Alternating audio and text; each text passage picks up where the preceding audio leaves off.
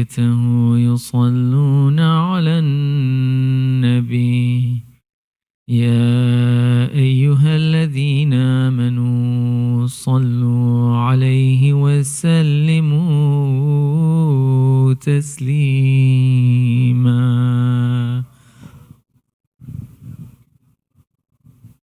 أعوذ بالله من الشيطان الرجيم. بسم الله الرحمن الرحيم. ياسين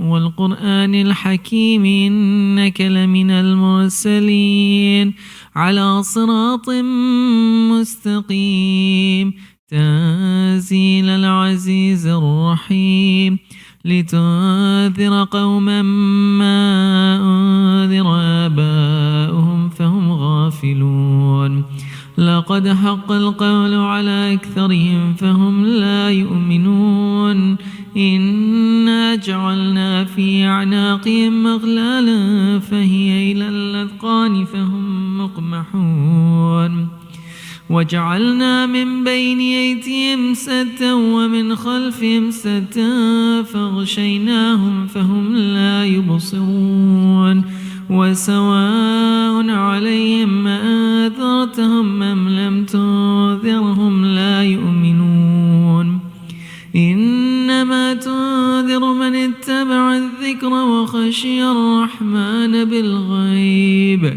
فبشره بمغفرة وأجر كريم. إنا نحن نحيي الموتى ونكتب ما قدموا وآثارهم وكل شيء أحصيناه في إمام مبين. واضرب لهم مثلا أصحاب القرية إذ جاءها المرسلون إذ أرسلنا إليهم 2 فكذبوهما فعززنا بثالث فقالوا إنا إليكم مرسلون قالوا ما أنتم إلا بشر مثلنا وما أنزل الرحمن من شيء إن أنتم إلا تكذبون قالوا ربنا يعلم إنا إليكم لمرسلون وما علينا إلا البلاغ المبين قالوا إنا تطيرنا بكم لئن لم تنتهوا لنرجمنكم وليمسنكم منا عذاب أليم قالوا طائركم معكم إن ذكرتم بل أنتم قوم مسرفون. وجاء من أقصى المدينة رجل يسعى قال يا قوم اتبعوا المرسلين اتبعوا من لا يسألكم أجرا وهم مهتدون وما لي لا أعبد الذي فطرني وإليه ترجعون أأتخذ من دونه آلهة يردن الرحمن بضر لا تغن عني شفاعتهم شيئا ولا ينقذون إني إذا لفي ضلال مبين. إني آمنت بربكم فاسمعون قيل ادخل الجنة قال يا ليت قومي يعلمون بما غفر لي ربي وجعلني من المكرمين. وما أنزلنا على قومه من بعده من جند من السماء وما كنا منزلين إن كانت إلا صيحة واحدة فإذا هم خامدون. يا حسرة على العباد ما يأتيهم من رسول إلا كانوا به يستهزئون. ألم يروا كم أهلكنا قبلهم من القرون أنهم إليهم لا يرجعون وإن كل لما جميع لدينا محضرون. والميتة أحييناها وأخرجنا منها حبا فمنه يأكلون وجعلنا فيها جنات من نخيل وأعناب وفجرنا فيها من العيون ليأكلوا من ثمره وما عملته أيديهم أفلا يشكرون سبحان الذي خلق الأزواج كلها مما تنبت الأرض ومن أنفسهم ومما لا يعلمون وآية لهم الليل نسلخ منه النار فإذا هم مظلمون والشمس تجري لمستقر لها ذلك تقدير العزيز العليم والقمر قدرناه منازل حتى عاد كالعرجون القديم لا الشمس ينبغي لها أن تدرك القمر ولا الليل سابق النهار وكل في فلك يسبحون وآية لهم أنا حملنا ذريتهم في الفلك المشحون وخلقنا لهم من مثله ما يركبون وإن نشأ نغرقهم فلا صريخ لهم ولا هم ينقذون إلا رحمة منا ومتاعا إلى حين وإذا قيل لهم اتقوا ما بين أيديكم وما خلفكم لعلكم ترحمون وما تأتيهم من آية من آيات ربهم إلا كانوا عنها معرضين وإذا قيل لهم أنفقوا مما رزقكم الله قال الذين كفروا للذين آمنوا ونطعم من لو يشاء الله أطعمه إن أنتم إلا في ضلال مبين ويقولون متى هذا الوعد إن كنتم صادقين ما ينظرون إلا صيحة واحدة تأخذهم وهم يخصمون فلا يستطيعون توصية ولا إلى أهلهم يرجعون ونفخ في الصور فإذا هم من الأجداث إلى ربهم ينسلون قالوا يا ويلنا من بعثنا من مرقدنا هذا ما وعد الرحمن وصدق المرسلون إن كانت إلا صيحة واحدة فإذا هم جميع لدينا محضرون فاليوم لا تظلم نفس شيئا ولا تجزون إلا ما كنتم تعملون إن أصحاب الجنة اليوم في شغل فاكهون هم وأزواجهم في ظلال على الأرائك متكئون لهم فيها فاكهة ولهم ما يدعون سلام قولا من رب رحيم وامتازوا اليوم أيها المجرمون ألم أعهد إليكم يا بني آدم ألا تعبدوا الشيطان إنه لكم عدو مبين وأن اعبدوني هذا صراط مستقيم ولقد أضل منكم جبلا كثيرا أفلم تكونوا تعقلون هذه جهنم التي كنتم توعدون اصلوها اليوم بما كنتم تكفرون اليوم نختم على أفواههم وتكلمنا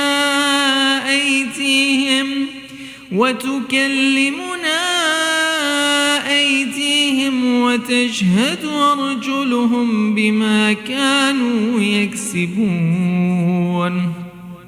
ولو نشاء لطمسنا على أعينهم فاستبقوا الصراط فأنى يبصرون ولو نشاء لمسخناهم على مكانتهم فما استطاعوا مضيا ولا يرجعون ومن نعمره ننكس في الخلق أفلا يعقلون وما علمناه الشعر وما ينبغي له إن هو إلا ذكر وقرآن مبين لينذر من كان حيا ويحق القول على الكافرين أولم يروا أنا خلقنا لهم مما عملت أيدينا أنعاما فهم لها مالكون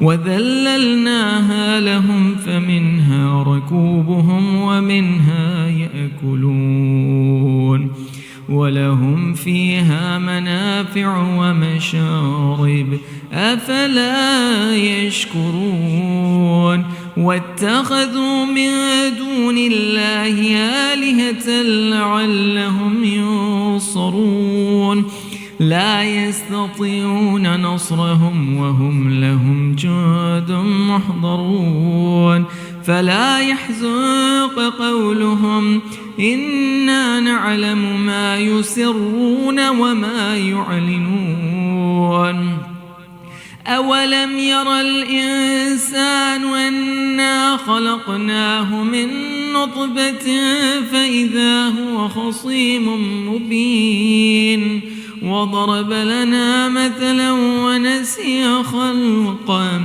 قال من يحيي العظام وهي رميم قل يحييها الذي أنشأها أول مرة وهو بكل خلق عليم الذي جعل لكم من الشجر الأخضر نارا فإذا أنتم منه توقدون أوليس الذي خلق السماوات والأرض بقادر على أن يخلق مثلهم بلى وهو الخلاق العليم إنما أمره إذا أراد شيئا أن يقول له كن فيكون فسبحان الذي بيده ملكوت كل شيء وإليه ترجعون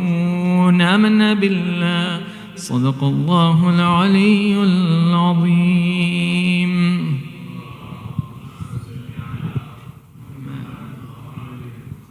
فاتحة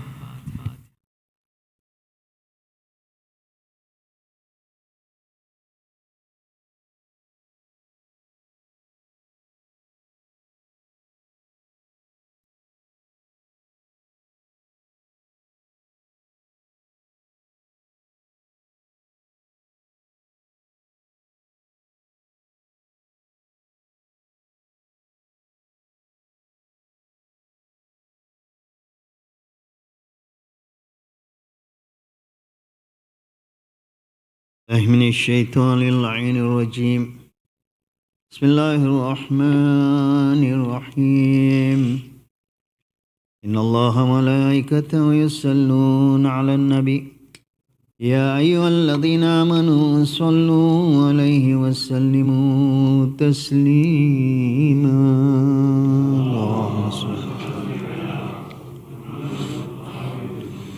بسم الله الرحمن الرحيم اللهم صل على محمد وآل محمد اللهم إني أسألك برحمتك التي وسعت كل شيء وبقوتك التي قهرت بها كل شيء وخضع لها كل شيء وذل لها كل شيء وبجبروتك التي غلبت بها كل شيء وبعزتك التي لا يقوم لها شيء وبعظمتك التي ملأت كل شيء وبسلطانك الذي على كل شيء وبوجهك الباقي بعد فناء كل شيء وبأسمائك التي ملأت أركان كل شيء وبعلمك الذي أحاط بكل شيء وبنور وجهك الذي أضاء له كل شيء يا نور يا قدوس يا أول الأولين ويا آخر الآخرين اللهم اغفر لي الذنوب التي تحتك الإسلام اللهم اغفر لي الذنوب التي تنزل النقم اللهم اغفر لي الذنوب التي تغير النعم اللهم اغفر لي الذنوب التي تحبس الدعاء اللهم اغفر لي الذنوب التي تنزل البلاء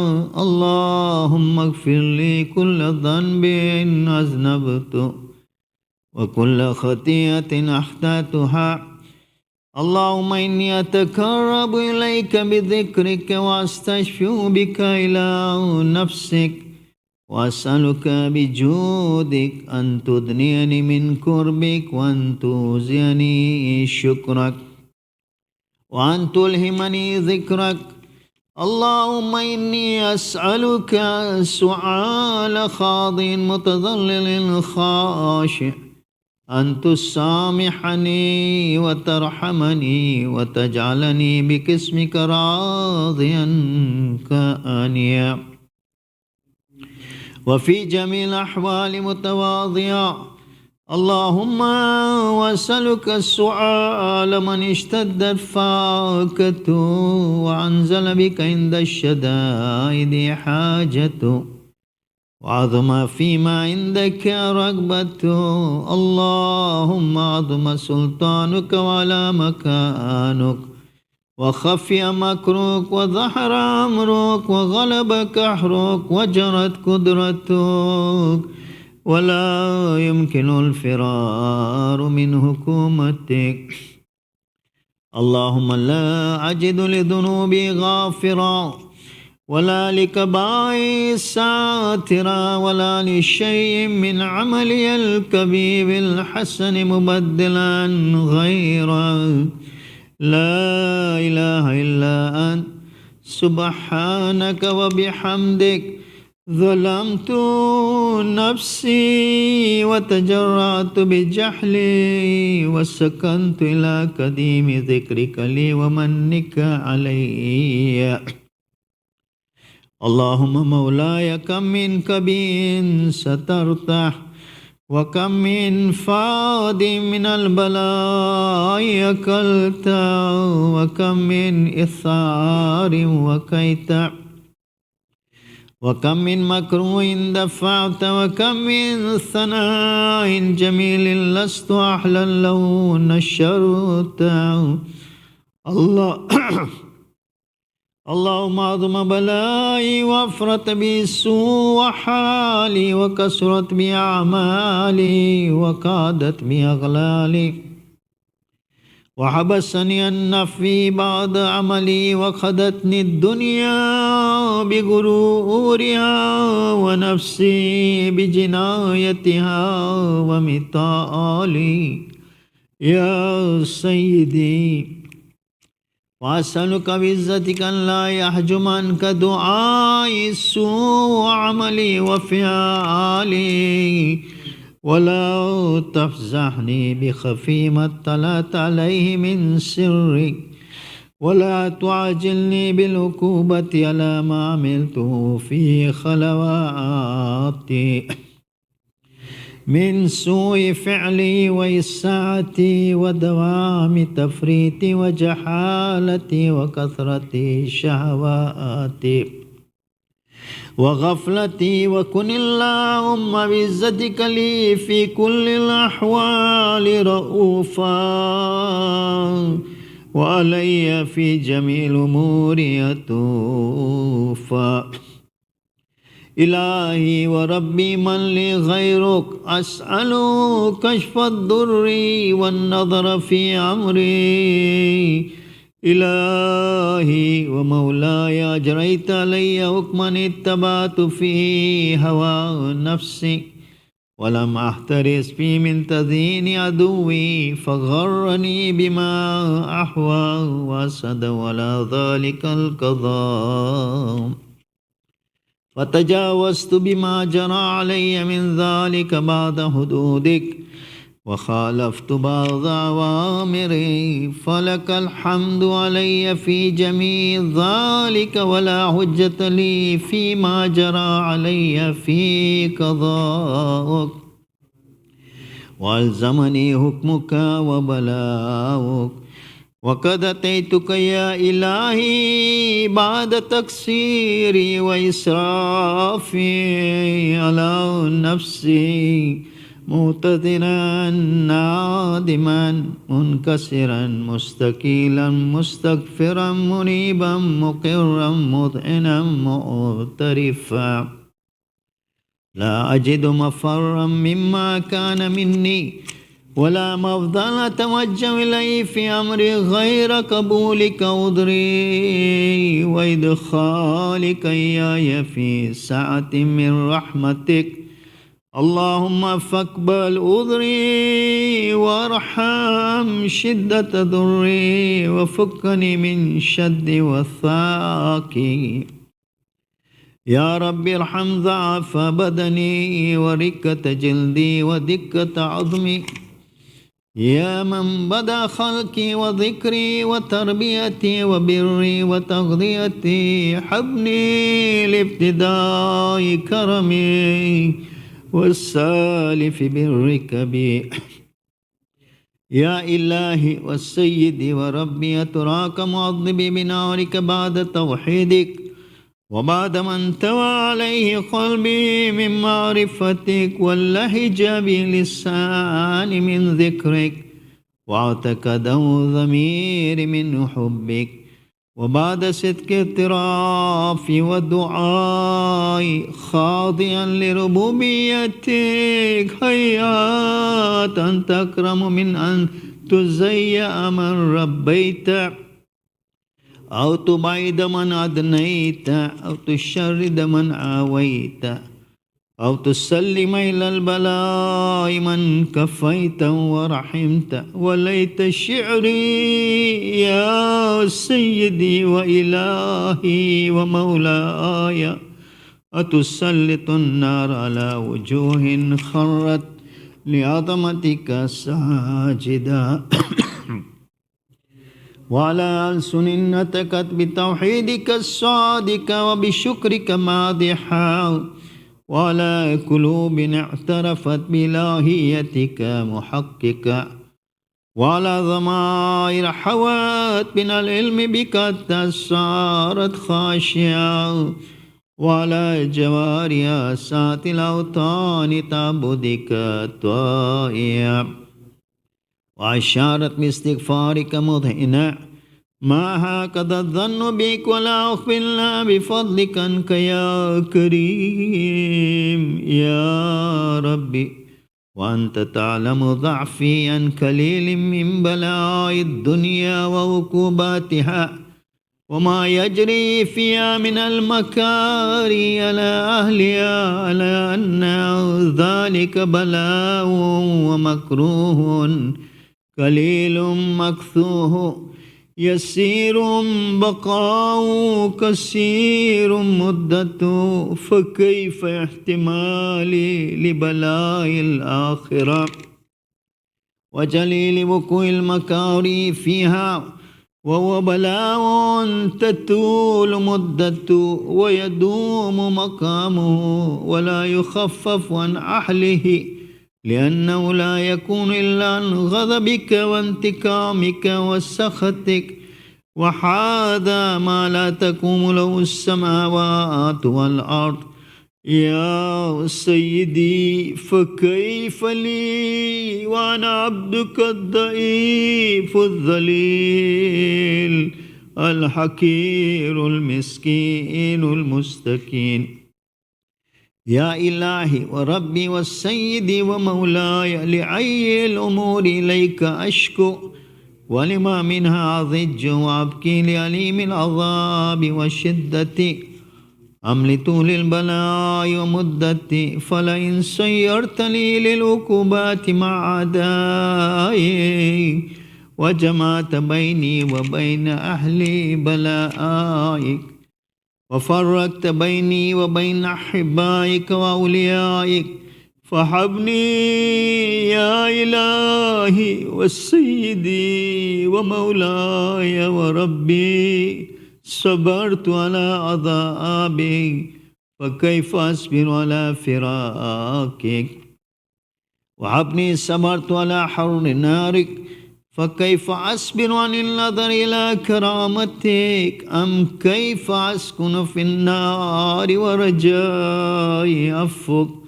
وبعزتك يا سيدي ومولاي أقسم صادقا لئن تركتني نعتك لأضجن إليك بين أهل ضجيج العاملين ولأصرخن إليك صراخ المستصرخين ولأبكين عليك بكاء الفاقدين ولأنادينك إن كنت يا ولي المؤمنين يا غاية أمال العارفين يا غياث المستغيثين يا حبيب قلوب الصادقين.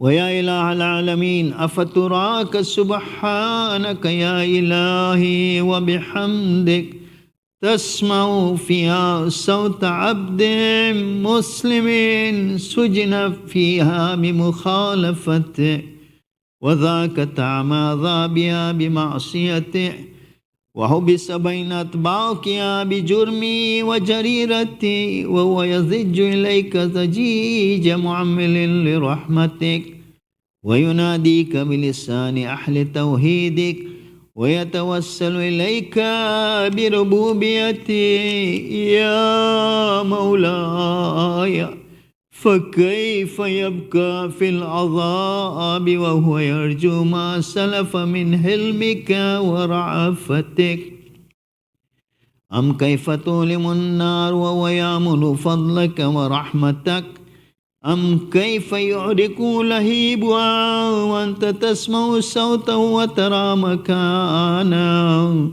أم كيف يشتمل عليه الزفيرها وأنت تعلم ضعفا أم كيف يتكلكل بين أطباقها وأنت تعلم صدقا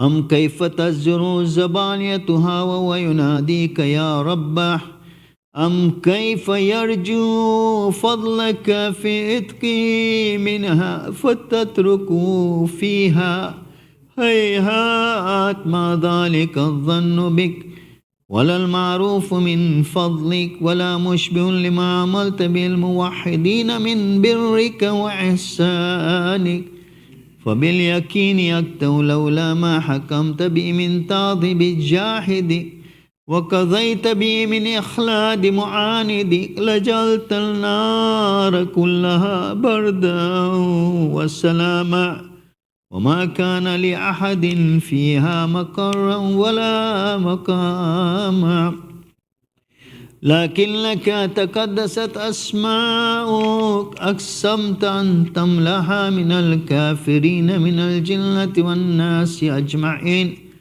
وأن تخلد فيها المعاندين، وأن تجلى ثناؤك كنت مبتدئا وتتولت بالإنعام متكرما. أفمن كان مؤمنا كمن كان فاسقا لا يستوون. إلهي وسيدي، فأسألك بالقدرة التي قدرتها وبالقضية التي هتمتها وحكمتها وغلبت من علي أجريتها أن تهب لي في هذه الليلة وفي هذه الساعة كل جرم أجرمت وكل ذنب أذنبت وكل كبير أسررت وكل جهل عملت كتمت أو أعلنت أخفيته أو أظهرت وكل سيئة أمرت بإثبات الكرام الكاتبين الذين وكلتهم بحفظ ما يكون مني وجعلتهم شهودا علي مع جواره، وكنت أنت الرقيب علي من ورائهم والشاهد لما خفي عنهم، وبرحمتك أخفيت وبفضلك سترت، وأن توفر حظي من كل خير أنزلت أو إحسان فضلت أو بر نشرت أو رزق بسطت أو ذنب تغفر أو ذنب أو خطأ تستر. يا ربي يا ربي يا رب، يا إلهي وسيدي ومولاي ومالك رقي، يا من بيدي ناصية، يا عليما بضري ومسكنتي، يا خبيرا بفقري وفاقتي. يا ربي يا ربي يا رب، أسألك بحقك وقدسك وعظم صفاتك وأسمائك أن تجعل أوقاتي من الليل والنهار بذكرك معمورا وبخدمتك موصولا وعمالي عندك مقبولا، حتى تكون أعمالي وأورادي وإرادتي كلها بردا واحدا، وحالي في خدمتك سرمدا. يا سيدي يا من عليه مؤولي، يا من إليه شكوت أحوالي. يا ربي يا ربي يا رب، قوي على خدمتك جواره واشدد على العزيمة جوانه، وحبلي الجد في خشيتك والدوام في الاتصال بخدمتك، حتى أسرع إليك في ميادين السابقين وأسرع إليك في المبارزين، واشتاق إلى قربك في المشتاقين، وأدنو منك دنو المخلصين، وأخافك مخافة الموقنين، وأتميا في جوارك مع المؤمنين.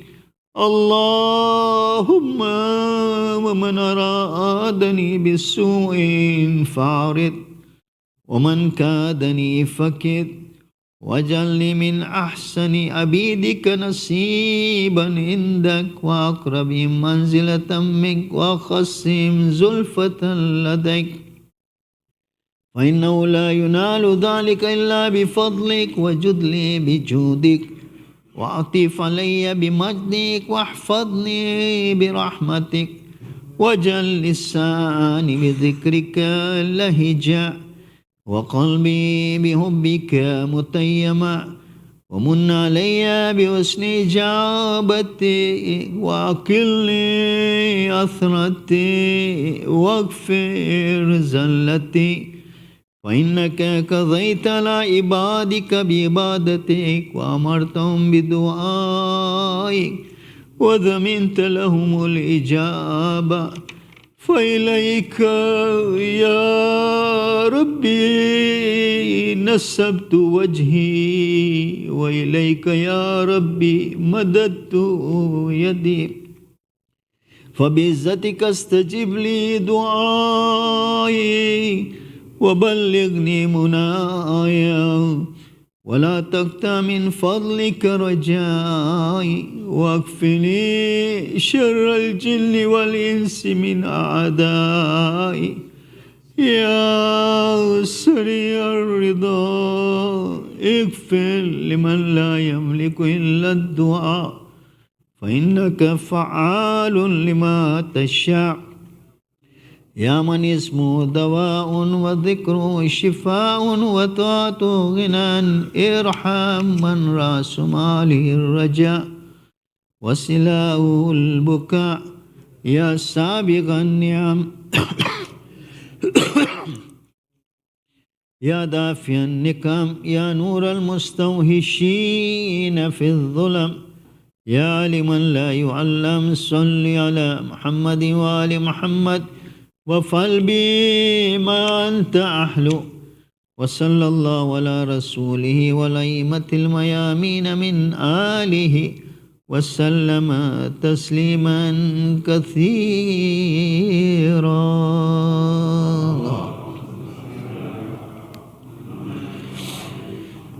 رحم الله من قرأ سورة المباركة الفاتحة.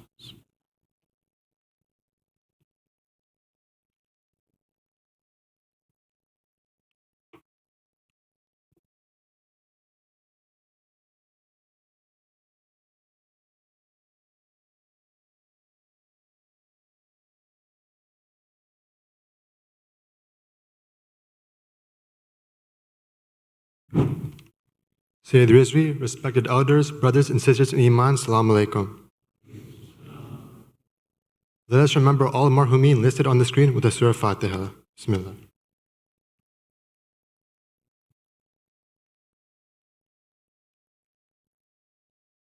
Let's also remember all those in need here and elsewhere with the Dua Shifa Mariz. Let us recite together. Bismillahir Rahmanir Rahim.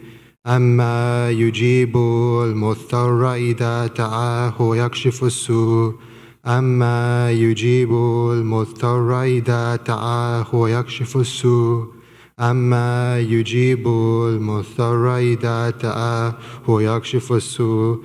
أما يجيب المضطر إذا دعاه ويكشف السوء.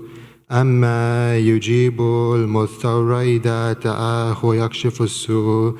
أما يجيب المضطر إذا دعاه ويكشف السوء. Ya Allah. Let's now invite Sayyid Rizvi to come forward and give tonight's majlis. By Muhammad and Muhammad Salawat.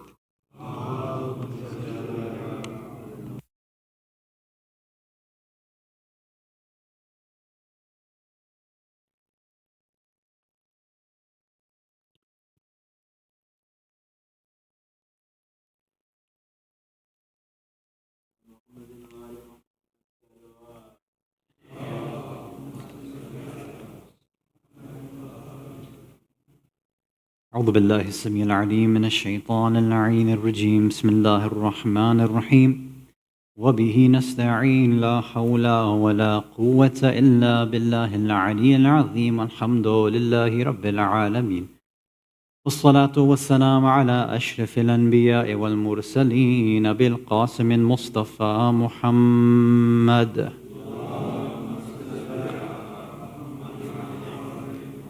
ثم الصلاة والسلام والتحية والإكرام على أهل بيته الطيبين الطاهرين المعصومين المظلومين، ولعنة الله على أعدائهم أجمعين من الأولين والآخرين إلى قيام يوم الدين.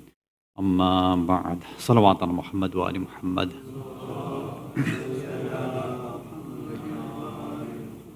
Mu'mineen, mu'minat, brothers and sisters in Islam and Iman, Salamun alaikum wa rahmatullahi wa barakatuh. Last Thursday, we ended with the fifth reason and the main reason why the Arabs, before the coming of Islam, why they were worshipping idols and how they had come to worship idols over time, even though originally they were monotheists. We talked about how it was a manifestation of their desires. We gave different examples, how it was addressed in the Quran, and how some individuals would even change based on their own desires, what their wants were, colors they liked, materials they liked. They would switch every once in a while idols based on something like that. Now we leave aside the mushrikeen, the idol worshippers, and we discuss another deen that was prevalent before that time and became more prevalent at the time right before Islam had come. And this is famously known as a deen Hanif or Hanifiyya. And those who followed it, if you followed it, you were known as Hanif or amongst the Hunafa. Now, this comes into the Quran many times, and inshallah we'll go through some of those ayat. But first, let me figure out and let me share with you what the word actually means. So Hanif itself means, in the original Arabic, means to lean on something, to incline towards something, to bend, even to be crooked. And it comes from this idea of where when somebody, again back then, if they had, let's say, crooked feet or their bones and their legs were bent a little bit and it would cause them to kind of, they wouldn't be able to walk straight or they wouldn't walk straight in a very easy way, then they were known as ahnaf, right, which comes from the same word. That's where Hanif comes from. So Hanif had this idea of kind of bending, curving, going in a different direction.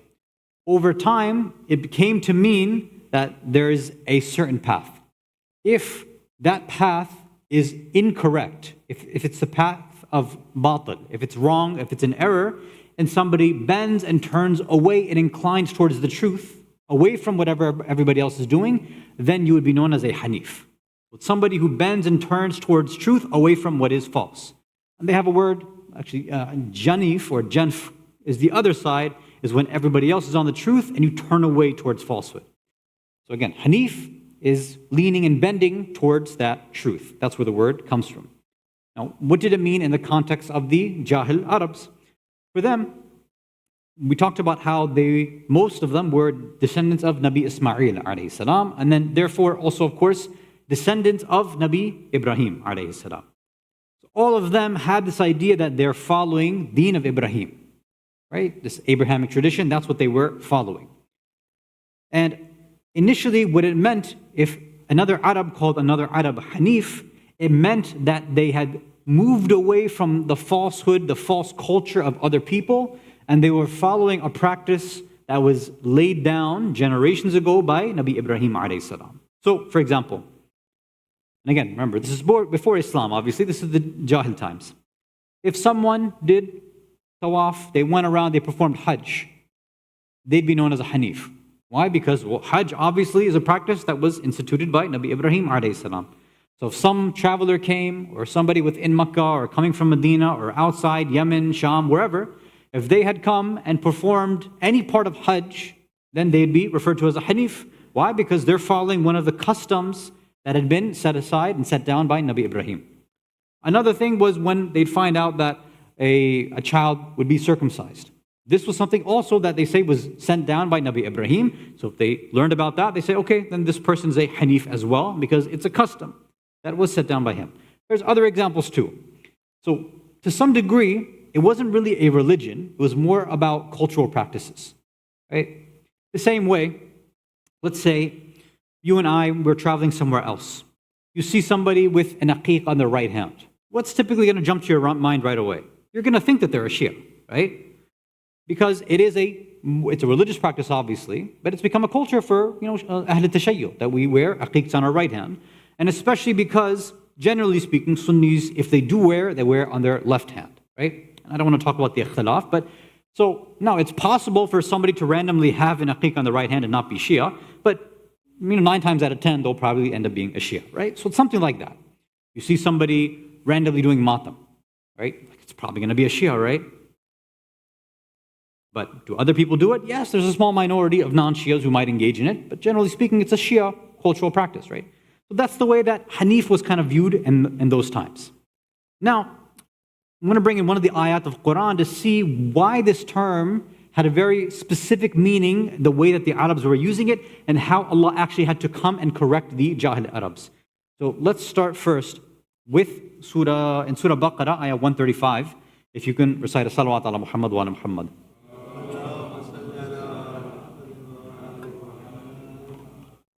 So, over there. Okay. So, Bismillah ar-Rahman ar-Rahim. وَقَالُوا. They used to say, some people were saying at that time, كُونُوا هُدًى وَالنَّصَارَى هُدَى وَالنَّصَارَى تَهْتَدُوا. Become Christians or Jews or Christians, and then you'll get hidayat, you'll be guided. قُل. Then Allah's telling Rasulullah sallallahu alayhi wa alihi wa sallam, Allahumma salli ala Muhammad wa ala Muhammad wa ajib. Say to those people who are saying become Jews or Christians, بَلْ مِلَّةَ إِبْرَاهِيمَ حَنِيفًا وَمَا كَانَ مِنَ الْمُشْرِكِينَ. Okay, so people at that time, right, when Islam was first being preached, and even before that, people were going around telling each other to become Jews and Christians. Okay, what is the context? Why was that being there? And why was it then Allah was telling Rasulullah to say, no, go tell the people, don't do that. Instead, follow Deen Hanif. Right? The Deen, the Millah, the Millah of Ibrahim, the people, the religion of Ibrahim, Hanifa. Right? Why would they say something like that? And then why add, وَمَا كَانَ مِنَ الْمُشْرِكِينَ? What does this have to do with polytheism? So, some background information. The idea of Hanif, again, we're going back to the original linguistic meaning, which was that somebody turns away from falsehood and tries to go towards the truth. Now, with that kind of meaning, if that's the way the Arabs used it, then wouldn't everybody want to be a part of that? Like, who would at that time say that, yes, I'm not a Hanif? If you knew that means, you know the word means it turning towards the truth. Who could come out and say, yeah, I'm not a Hanif? It doesn't make any sense. So everybody at that time considered themselves a Hanif. The mushrikeen, the idol worshippers, right? They became the majority after a while, and we already discussed how they thought that they could follow in the footsteps of Nabi Ibrahim alayhi salam and still hold on to these idols and create new idols. They thought that they were okay. I mean, religion didn't matter too much to them. It was more these cultural customs that they had created. They said, okay, but we're still Millat Ibrahim. We're still his descendants. We've created these cultural things, but that's fine too. You can do that. That's no problem. We are the Hanif. We've turned away from the falsehood of other people. We're following the right way. So the mushrikeen would say that. Then many of these Arabs, after a while, when the idol worship got to an extent where they couldn't handle it anymore, right? It's like, all right, one idol, maybe. Two, it sounds a little weird. Then 10, 20, 100 idols, they're like, okay, something has gone wrong. We're not following the true way. So what happened? People would go around to one another and say, this shirk, this idol worship, this is clearly not what our forefather, Nabi Ibrahim alayhi salam, he didn't bring this. So we have to turn away from him. So what were they going around saying to each other?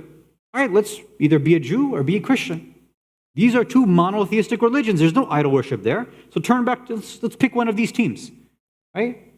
You're Republican or Democrat, right? Pick one of these, right? Go with one of these ways. Like, these are the only two options that we have available. They're the only ones who have cut away and have never been involved in this sort of idol worship.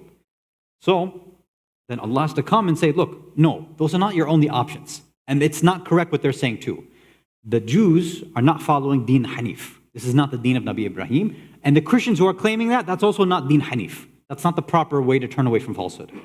They are also turning away from haqq towards falsehood. If you want to turn towards Nabi Ibrahim, this Deen Hanif, this proper religion, then you have to follow Rasulullah. That's the way that it has to happen. And then, so when they say Deen Hanif, وَمَا كَانَ مِنَ الْمُشْرِكِينَ, meaning what? Nabi Ibrahim wasn't a idol worshipper. Why do you think that you can do shirk and consider yourselves to be a follower of his? It doesn't work like that. And other ayat, which I'm not going to go through everything, other ayat, they cement some of these ideas as well. Let me give another example in Surah, I think this is Surah Al Imran, ayah number 67, after a salawat ala Muhammad wa ala Muhammad. So next one is Surah 3, ayah 67, where they say, again, following from the same exact historical context we just gave. Bismillah ar-Rahman ar-Rahim. Ma kana Ibrahim Yahudiya wala Nasraniya. He wasn't a Jew and he wasn't a Christian. So don't start putting out this false propaganda. Walakin kana Hanifan Muslima. He was somebody who was Hanif, meaning he leaned away from falsehood towards truth, and Muslima, meaning he was submitting to the will of Allah. وَمَا كَانَ مِنَ الْمُشْرِكِينَ, emphasizing once again that no, he was not someone that committed shirk. There was none of this, we'll put some idols together so that you have some way of worshipping Allah, right? So Constantly you see over and over again how Allah in the Quran, I'm giving you just two examples, there's many more, where He tried to emphasize to the Arabs there that you don't get to pick what the deen of Ibrahim is. You don't get to define what the deen of Allah is. Allah will send down prophets and messengers, and then of course imams afterwards, to make sure you stay within the boundaries so that you don't deviate from that norm. Let me share on the just from this ayah as well. Somebody had asked Imam Ja'far as-Sadiq alayhi salatu wassalam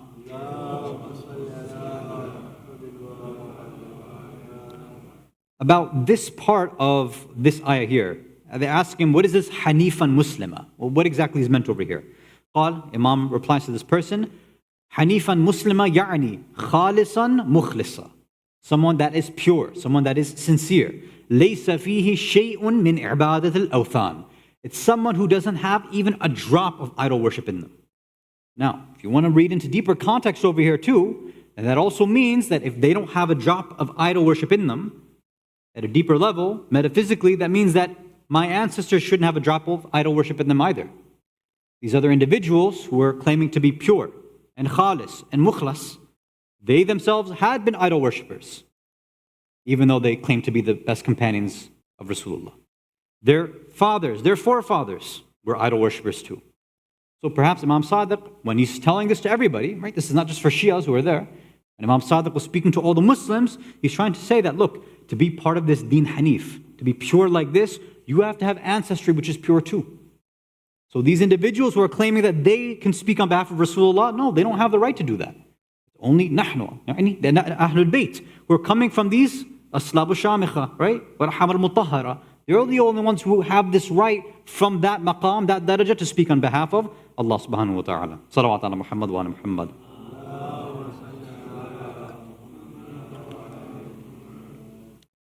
Let me give another example. This is specifically Nabi Ibrahim himself, alayhi salam, having this usage of the word Hanif.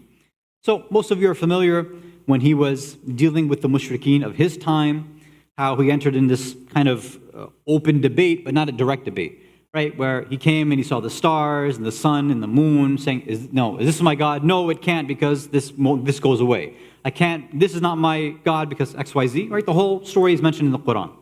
This is in Surah 6, An'am. I'm going right after that. So right after, he's basically, right after he mentions to them, when he saw the sun rising, he said, this is my Lord. Then when the sun sets, he's like, that's when he makes his final argument and says, look, I'm bari, right? I do bara'at from this kind of shirk that you do. All these things that you worship are all fleeting, right? They all go away, they move around. My Allah is actually greater than this, right? Then right after that, in ayah number 79. So this is 79. He says, إِنِّي وَجَّهْتُ وَجْهِي لِلَّذِي فَطَرَ السَّمَاوَاتِ وَالْأَرْضِ حَنِيفًا وَمَا أَنَا مِنَ الْمُشْرِكِينَ. That without a doubt, I have turned my face towards the one who has originated the samawat and ard, the higher dimensions and the lower dimensions. Hanifa, right? In a way that I'm inclining towards that truth. And I am not someone who associates and makes these partners with Allah as you have done. So Allah is also bringing to the Arabs that I'm quoting you how Nabi Ibrahim himself was. If you don't want to take Allah's word or Jibrail's word or Rasulullah's word, I'll give you the story of Nabi Ibrahim saying it himself as well. One more point that we'll focus on for tonight, this will be our last point, is more in the regards of, because sometimes when we go through these historical points, sometimes we say that, okay, this is just a nice little historical tidbit. Okay, that's cool, right? Okay, I know what Hanif means, I know the context, fine. But what about for me practically? Is there any sort of lesson that I can take? Perhaps there is, maybe. And that's where maybe we want to jump to something like Surah Rum, Surah 30, ayah number 30. After Salawat ala Muhammad wa ala Muhammad.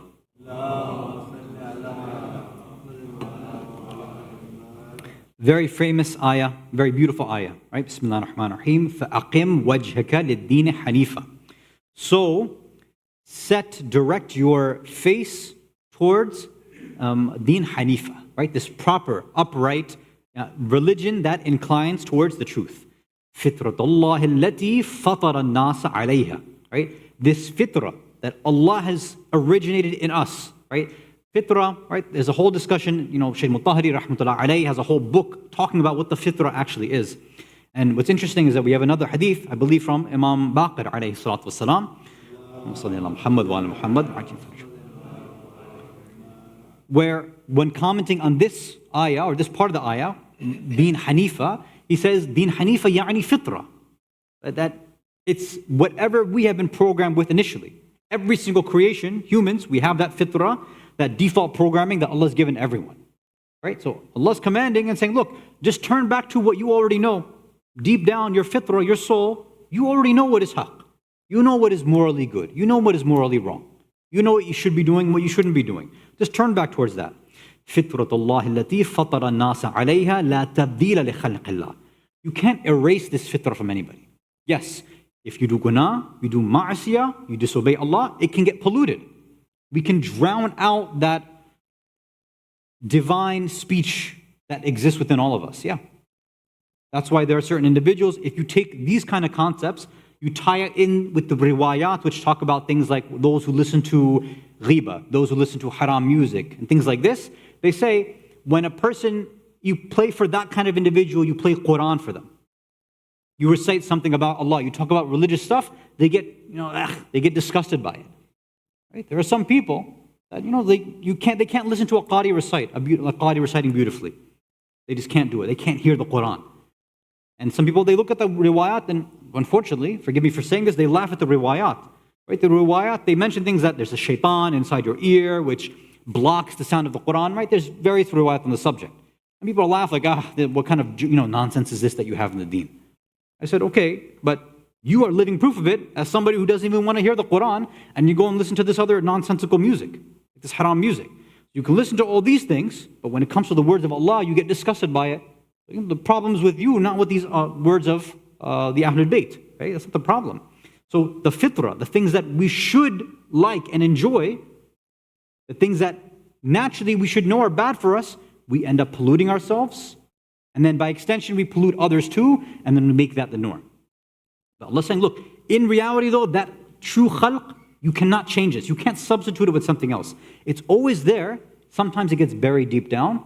And it takes gatherings like this, having that dhikr, remembering in the month of Muharram, hearing the azab, the gham, the musibah. Things like this are what's supposed to give us a reminder and hopefully break us out of that, that rat race, that zombie, that sleep, that mode that we're in. We break out of that and hopefully then these words have more an effect. ذَلِكَ الدِّينُ الْقَيِّمُ. Right? This is the deen that is correct, it's upright, it's true, it's right. وَلَكِنْ أَكْثَرَ النَّاسِ لَا يَعْلَمُونَ. Most people just don't know. They don't bother and listen. I want to give some examples in terms of tarbiyah, right? And many of these points we've heard before, but these are just some reminders for us. These two riwayat I'll share are both from Rasulullah sallallahu alayhi wa alihi wasallam.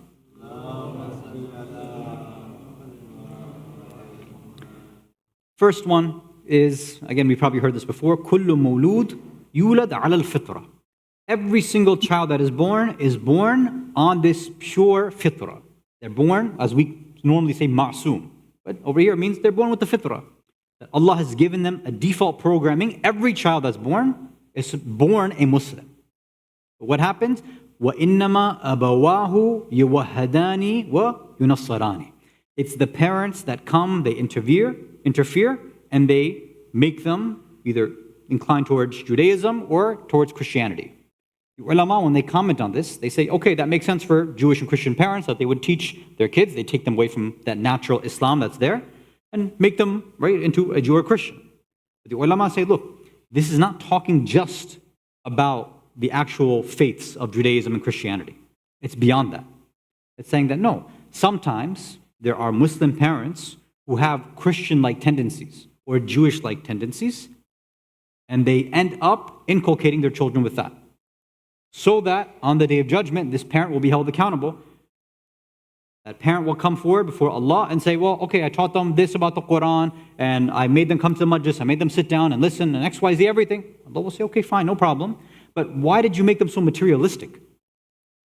Why didn't you instill them with love of the Ahlul Bayt? But where was that? Why were you talking to them about money and job and career all the time? Why was that the main conversation? Why were you putting the dunya ahead of everything else? And we can't fool Allah at that point. He'll say, look, I'll show you exactly how you spoke to them.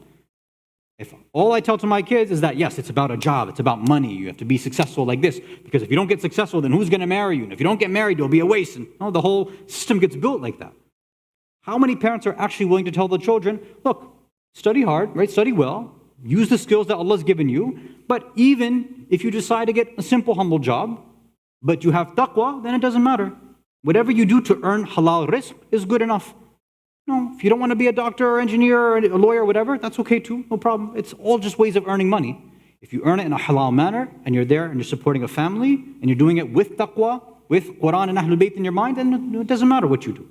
But that's not usually the way that some people speak to their children. It is, no, you have to do it like this. So what are they going to think? Then yeah, okay, religion and deen becomes secondary and everything else in the dunya, that becomes first. Another hadith, Inna Allah lam yab'athni bi-rahbaniyya. This is the other extreme. That Rasulullah says that Allah did not send me down with this extreme, literally rahbaniyya is monasticism, which means Allah didn't send me down with our religion that makes everybody a monk. Don't just have our kids sit there and read Quran 24/7. Wake up, as I've met families where they say, I wake up my 5-year-old child for namaz al-shab. Like, what do you mean? We wake up your child for namaz al-shab? A 5-year-old? Yeah. Yeah, I'm going to teach him now early on. Whenever kids are outside playing, no, you can't go play. You have to come inside and work on this. So no play, nothing like that. Right? Just constantly forcing them all these things. وَإِنَّ خَيْرَ الدِّينِ عِنْدَ اللَّهِ الْحَنِيفِيَّةِ السَّمْحَةِ. The best religion in the eyes of Allah, in the sight of Allah, with Allah is the one which is Hanifiyya, meaning it pushes away from falsehood, and it's also samha. It's easy, it's accessible, it's ultra tolerant. Not tolerant in the inclusive meaning that liberals use. That's not what we mean, right? We're not just open arms for everybody, but it's saying don't make deen something which disgusts, right, individuals. Don't make it so difficult. Right? Okay, your kid, you want to encourage your kid for Quran? Okay, maybe they can handle, in the beginning, a line a day. Okay, make them read a line and that's it, let them go play. Then afterwards, maybe 2 lines, maybe 3, till they get to a page and then maybe more. But the more that they push back, especially in that early phase, 0 to 7, early on, the more they're going to push back against religion when they get older too.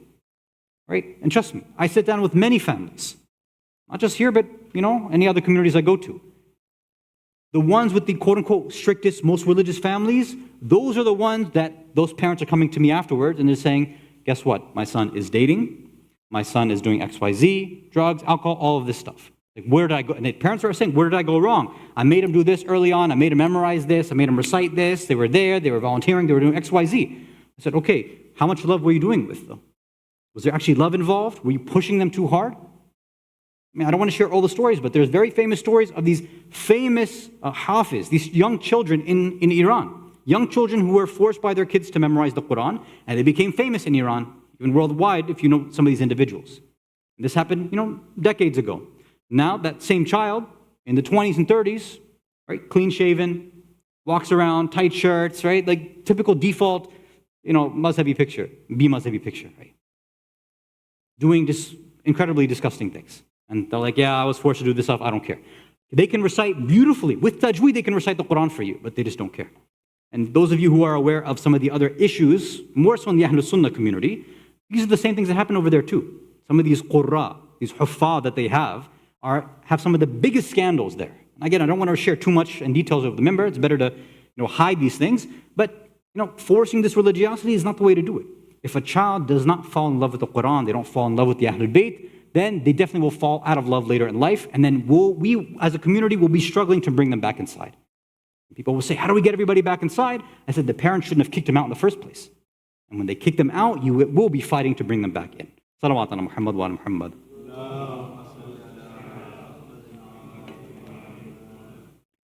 This last point that we can focus on is that, look, there are ways that have been mentioned in Islam about how we have how we ingrain our children, how to get them more in love with the Quran, how to teach them salah. These points have been mentioned, and it's much more lenient than what you and I would think. We've talked about this to some degree in previous parenting sessions. We've talked about this on the minbar. We've mentioned some of these points that typically, at least I can say for my parents or many other parents that I know, we usually go above and beyond what the Quran and Ahlul Bayt have said.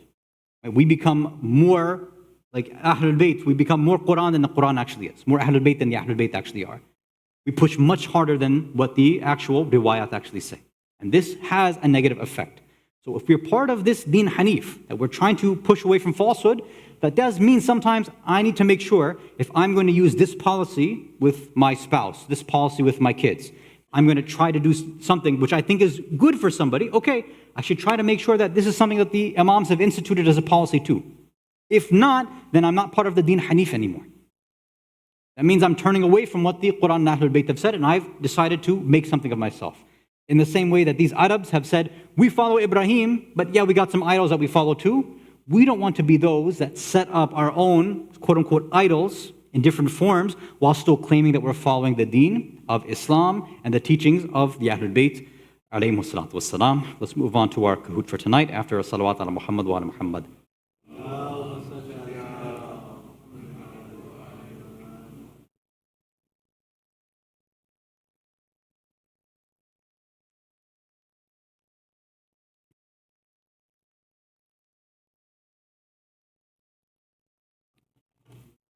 I think I kicked all the kids out. Nobody's joining me.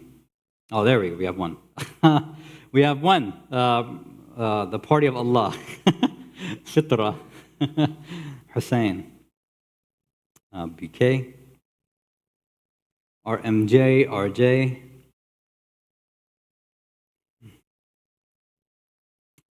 What is all this MJ stuff coming in? HMJ. Turkey. S times 2. Mandazi. Hanif.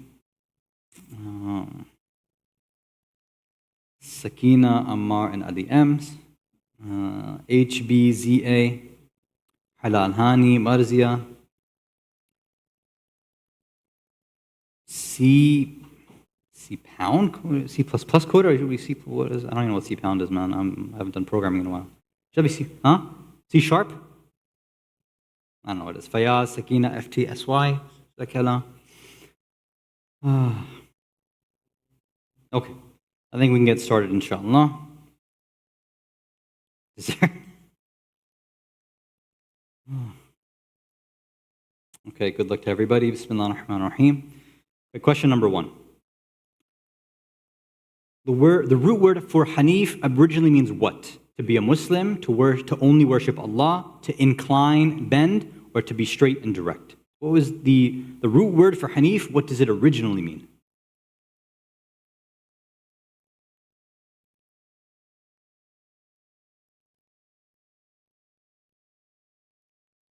Yes, we said it means to incline and bend, and then later took a meaning of to incline towards the truth, away from falsehood. Okay, so most of you got that. First place we have KQ, second place Sekala, RMJ close behind, Amar and Ali M, and then ZA in fifth. Okay, number 2.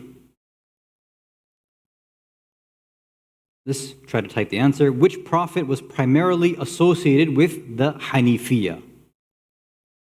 Which prophet was primarily associated with this idea of being Hanif or Hanifiyya?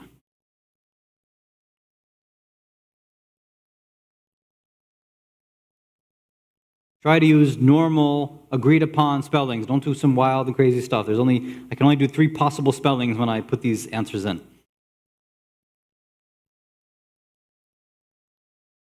I didn't give too much time for this. Yeah, it was Nabi Ibrahim alayhi salam, right? Actually, no, I think I gave 4 possible spellings here. And I even gave you Abraham in case somebody wanted to do that too. Oh, most of you did it that way. Okay, Ibrahim, very nice. Yeah. So most of you got that, very good.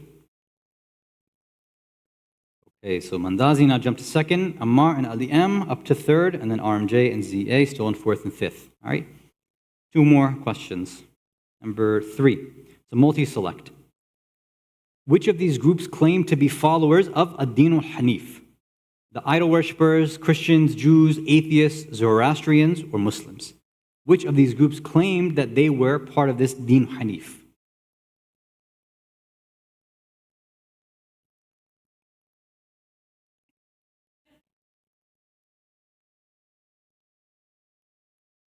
So everybody except for the atheists and Zoroastrians, right? Everybody else, they all said, no, we are all following that proper path away from falsehood, even the idol worshippers, Christians and Jews.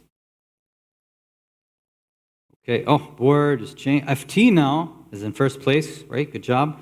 KQ jumped to second. C, whatever coder, up to third. And then Mandazi and Ammar and Ali M also up there. Okay, last question.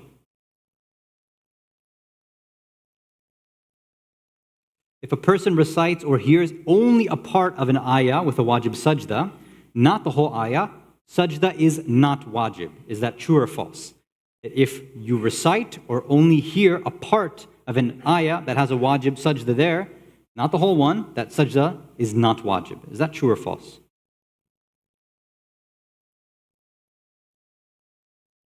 Oh, no, it's true. Or for Ayat al-Sistani, hafidhahullah, if the whole ayah is either recited by yourself or you hear somebody reciting it, that's when it becomes wajib. If it's just a part of it, even if you say the word sujood or sajidun is in there, even if you say that word, if you don't complete the full ayah, then sajda does not become wajib. I was surprised too when I read this, don't worry. RMJ in third place. We have KQ in second. Let's see, did FT? I think FT did hold in first place. Yep. With 3,754 points. Congratulations to FT. Your prize, if you want, I have some leftover turkey. You're welcome to come to my house and I'll give you that, inshallah. Alhamdulillahi Rabbil Alameen. Wa sallallahu ala Sayyidina Muhammad wa ala Ahl Baytihi at-Tayyibin at-Tahirin.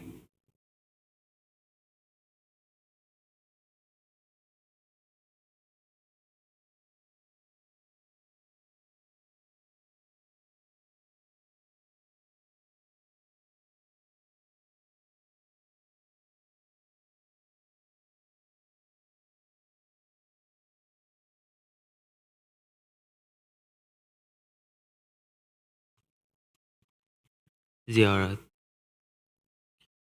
السلام عليك يا وارث آدم صفوة الله، السلام عليك يا وارث نوح النبي الله، السلام عليك يا وارث إبراهيم خليل الله، السلام عليك يا وارث موسى كليم الله، السلام عليك يا وارث عيسى روح الله، السلام عليك يا وارث محمد حبيب الله، السلام عليك يا وارث أمير المؤمنين ولي الله، السلام عليك يا ابن محمد المصطفى، السلام عليك يا ابن علي المرتضى، السلام عليك يا ابن فاطمة الزهراء، السلام عليك يا ابن خديجة الكبرى، السلام عليك يا ثار الله وابن ثاره والوتر الموتور، أشهد أنك قد أقمت الصلاة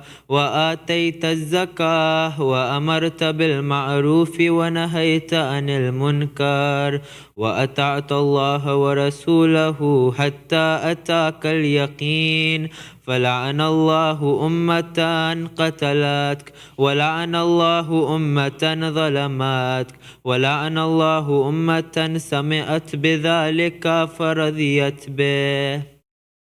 يا مولاي يا أبا عبد الله، أشهد أنك كنت نورا في الأسلاب الشامخة والأرحام المطهرة، لم تنجسك الجاهلية بأنجاسها ولم تلبسك من مدلهمات ثيابها، وأشهد أنك من دائم الدين وأركان المؤمنين، وأشهد أنك الإمام البر التقي الرضي الزكي الهادي المهدي. أشهد أن الأئمة من ولدك كلمة التقوى وأعلام الهدى والعروة الوثقى والحجة على أهل الدنيا، وأشهد الله وملائكته وأنبياءه ورسله أني بكم مؤمن وبي بكم موقن بشرائع ديني وخواتيم عملي، وقلبي لقلبكم سلم وأمري لأمركم متبع، صلوات الله عليكم وعلى أرواحكم وعلى أجسادكم وعلى أجسامكم وعلى شاهدكم وعلى غائبكم وعلى ظاهركم وعلى باطنكم. السلام عليك يا ابن رسول الله، السلام عليك يا ابن نبي الله، السلام عليك يا ابن أمير المؤمنين، السلام عليك يا ابن الحسين الشهيد، السلام عليك أيها الشهيد وابن الشهيد، السلام عليك أيها المظلوم وابن المظلوم.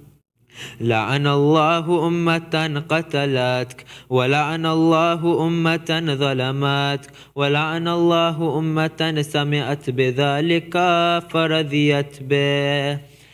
السلام عليكم يا أولياء الله وأحباءه، السلام عليكم يا أسفياء الله وأوداءه، السلام عليكم يا أنصار دين الله، السلام عليكم يا أنصار رسول الله، السلام عليكم يا أنصار أمير المؤمنين، السلام عليكم يا أنصار فاطمة سيدتي نساء العالمين، السلام عليكم يا أنصار أبي محمد الحسن بن علي الولي الزكي الناصح، السلام عليكم يا أنصار أبي عبد الله. بأبي أنتم وأمي تبتم وطابت الأرض التي فيها دفنتم وفزتم فوزا عظيما، فيا ليتني كنت معكم فأفوز معكم. السلام عليك يا أبا الفضل العباس ابن أمير المؤمنين، السلام عليك يا ابن سيد الوسيين، السلام عليك يا ابن أول القوم إسلاما وأقدمهم إيمانا وأقومهم بدين الله وأحوطهم على الإسلام. أشهد لقد نصحت لله ولرسوله ولأخيك فنعم الأخ المواسي، فلعن الله أمة قتلتك، ولعن الله أمة ظلمتك، ولعن الله أمة استحلت منك المحارم وانتهكت حرمة الإسلام، فنعم الصابر المجاهد المهام الناصر والأخ الدافع عن أخيه المجيب إلى طاعة ربه الراغب فيما زهد فيه غيره من الثواب الجزيل والثناء الجميل، والحقك الله بدرجة آبائك في جنات النعيم. السلام عليكم ورحمة الله وبركاته. السلام عليك يا رسول الله، السلام عليك يا أمير المؤمنين، السلام عليك يا فاطمة الزهراء سيدتي نساء العالمين، السلام عليك يا حسن المجتبى، السلام عليك يا أبا عبد الله الحسين وعلى 9 المعصومين من ذريتك علي بن الحسين ومحمد بن علي وجعفر بن محمد وموسى بن جعفر وعلي بن موسى ومحمد بن علي وعلي بن محمد والحسن بن علي والحجة بن الحسن، عجل الله فرجه وسهل الله مخرجه وظهوره. السلام عليكم ورحمة الله وبركاته.